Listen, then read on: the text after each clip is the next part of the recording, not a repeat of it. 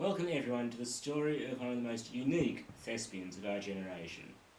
I am, of course, talking about the one, the only, the incomparable Max Asquith.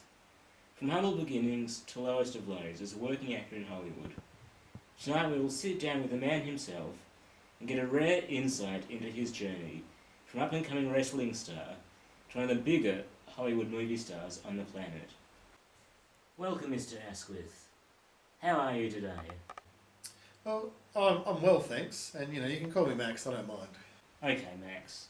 Today we'll be looking at certain points of your career and getting a never-before-heard insight into what we've only seen before. For those that don't know, you got your start as a professional wrestler. Tell me what that was like. Well, as you could imagine, it was a very physical life. One city one day, another the next. Living out of a suitcase for weeks on end. So not as glamorous as it sounds then. Oh, don't get me wrong. The top stars in the industry, they had very nice hotels to stay in, but I learned from the beginning how important it was to save what you can while travelling. That involves some very long car trips and some less than savoury motels. There's no doubt to where your career went next. You left the wrestling world just as you were making a rise in a very difficult and competitive business. You walked away. Why was that? Well, to get to the top of the wrestling business, you have to work really, really hard and do things that you may not agree with, like losing certain matches to people who may not be as good as you are, but are liked more by the crowd than you are. Now, there's a very infamous incident that I hope to ask you about. I was waiting for this. You played a character at one time who was meant to be a teacher-turned-wrestler. Am I correct? Unfortunately, yes, you are correct. Now, this incident is now known as the Hangman incident. I think we actually have some footage of this. Now you listen up! The grandma's gonna get you down for the smackdown! Well, I'll tell you what I'm gonna do to you, but it's not gonna go through that skull of yours, so I'm gonna write it down Hangman style. Give me a letter. T. N. G. I. B. F. A. O. H. R. Y. W.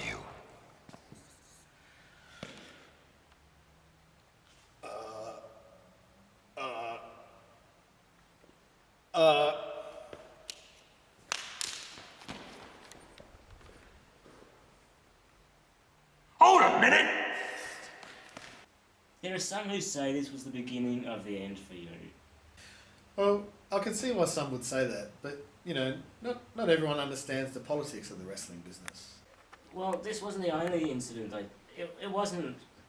There was the time where you called the opponent by their actual name. There was a time where you said the wrong city, the wrong building. There was a thing with the frog.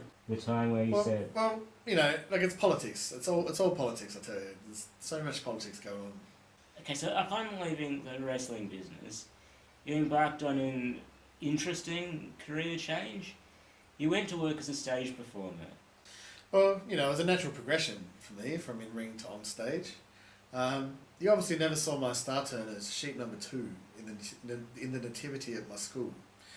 I had the talent to make it work, so I got myself out there.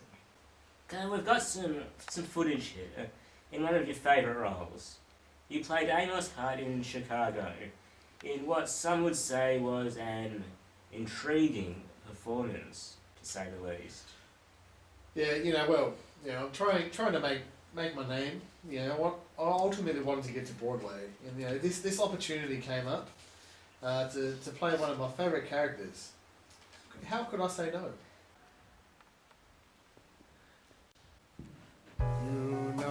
I'm Cellophane, I'm Mr. Cellophane. I can't complain, I'm Mr. Cellophane. Can't complain, I'm Mr. Cellophane. I like what I see when I look into you, baby.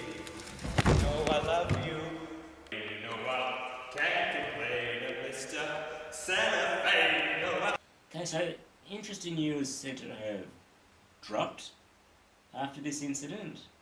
Well, it did, but, you know, I'm not certain everyone watching today understands how it works in that industry. You know, all that goes on behind the scenes, the backbiting, and all the positioning. So it's the politics that were conspiring against you. Finally, you know, someone's finally started to see what my journey was like. But this wasn't the end of your journey, was it? No.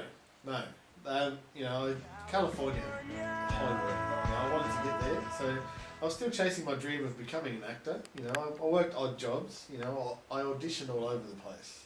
There was that time I auditioned for Sharknado.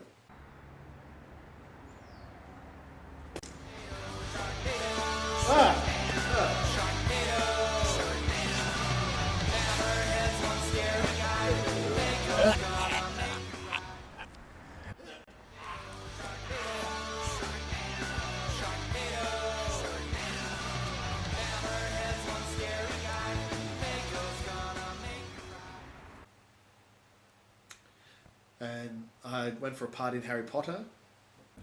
Harry Potter? Yes, Professor McGillicuddy. It's McGonagall. McGillicuddy? McGonagall. Oh. McGillicuddy. I was in Star Wars. I auditioned for Star Wars. Master Yoda? Yo. Lord of the Rings came about. An opportunity came up there. Come on, Sam. Smeagol. Smeagol. My line. Yep, cool. My prostate. Precious prostate. Let's go to Mordor. And there was the live action version of the stage musical of Lilo and Stitch.